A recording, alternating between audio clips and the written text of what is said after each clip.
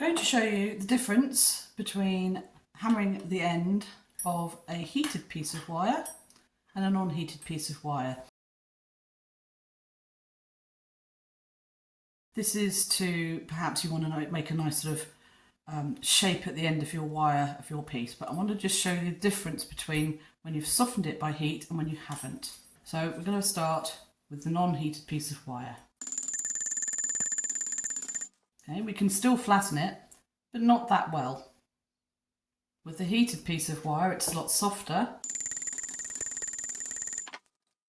So you can see, you can flatten it quite a bit more when it's been heated. Now we've hammered this piece, it's hardened it again. So what we can do now is reheat it and hammer it some more. So I'll just do that off camera and come back.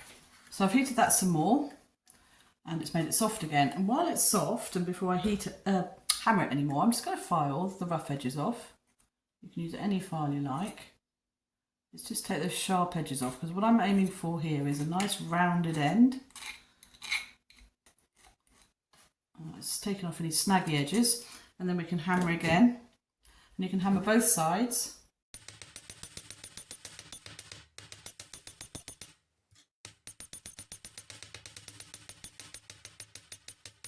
I don't know if you saw that on camera, but there is a technique of hammering where you hit and slide, hit and slide, hit and slide, and that also helps smooth out the metal.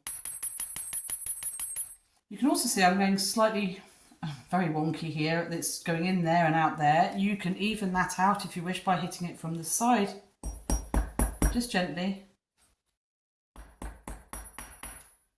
until that's straightened that out to how you want it. I'm just going to give that a quick clean so you can see it. Using very fine wire wool. This is 00 wire wool.